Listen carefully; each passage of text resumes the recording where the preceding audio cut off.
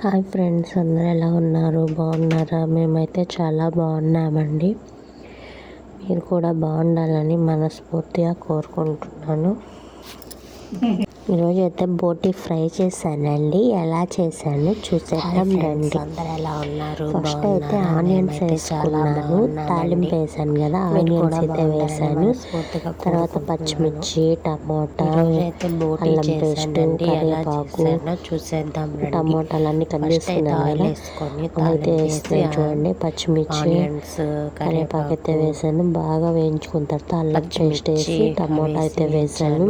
తర్వాత కొంచెం టమోటాలు బాగా మగ్గనివ్వాలి. బాగా మగ్గిన తర్వాత అప్పుడు కారం వేగిన తర్వాత అల్లం పేస్ట్ వేసాను. ఉప్పు, కారం, పసుపు వేయాలి. అవి వేసిన తర్వాత ఏంటంటే చూడండి, ఇంకా బోటిని ముందుగానే ఉడకపెట్టుకొని దాన్ని అయితే వేయాలి.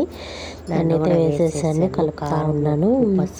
తర్వాత మామూలుగా మటన్ మసాలా పొడి ఉంటుంది కదా, అదైతే వేసేసాను. కర్రీ అయితే అయిపోయింది. బాగా ఉడికిన తర్వాత నిమ్మకాయ పిండేసి కొత్తిమీర అయితే వేసేసాను. అయిపోయింది, కర్రీ అయితే అయిపోయింది. ఈ ఫ్లవర్స్ ఎంతమందికి తెలుసో కామెంట్ చేయండి.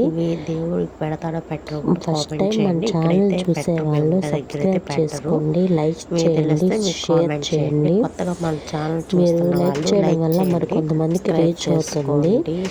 ఈ ఫ్లవర్స్ దేవుడికి పెట్టుకుంటారా పెట్టుకోవడం కూడా కామెంట్ చేయండి. ఇక్కడైతే పెట్టుకోమండి, పూజ ఎంత బాగుందో కదా. ఈ సైడ్ పెట్టుకుంటారా పెట్టుకోవడం కూడా కామెంట్ చేయండి. పూజకి మేమైతే వాడమండి. చూసారు కదా, పూలు అయితే చాలా పూలు పూసాయి.